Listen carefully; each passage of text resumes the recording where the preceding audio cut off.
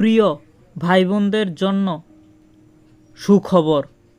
Special এক্সিকিউটিভের নিয়োগের process শুরু করে দিয়েছে ত্রিপুরা গভর্নমেন্ট।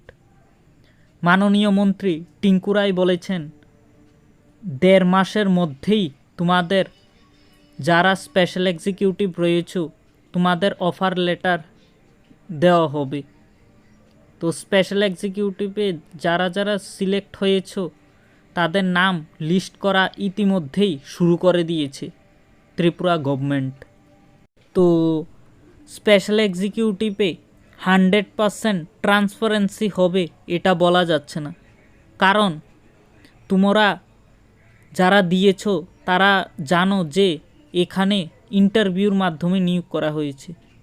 তবেও আমরা বিশ্বাস করছি যে স্পেশাল এক্সিকিউটিভের মধ্যে যারা যোগ্য, ভালো ইন্টারভিউ পারফরমেন্স দিয়েছ তাদেরই নিয়োগ করবে সরকার, এটা আশা করা যায়।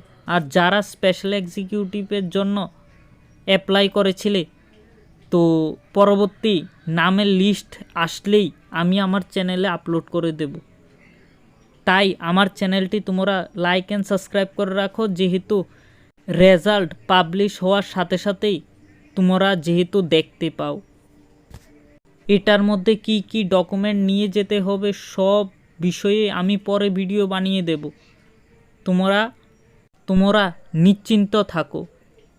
এরই মধ্যে ত্রিপুরা পুলিশেরও একটি নোটিশ নিয়ে কথা বলা দরকার, কারণ তোমাদের যে 1000 কনস্টেবল পদে নিয়োগ করা কথা হয়েছিল এটার মধ্যে সিলেকশন কমিটি বসিয়ে দেওয়া হয়েছে ত্রিপুরা গভর্নমেন্টের তরফ থেকে। তাই তোমরা অতি সত্বরই তোমাদের ত্রিপুরা পুলিশ নিয়োগ করা হচ্ছে। এ বিষয়ে কিছু তোমাদের প্রশ্ন থাকলে আমাকে কমেন্ট করতে পারবে, আর আমি তোমাদের রিপ্লাই দেবই। নমস্কার সকলকে।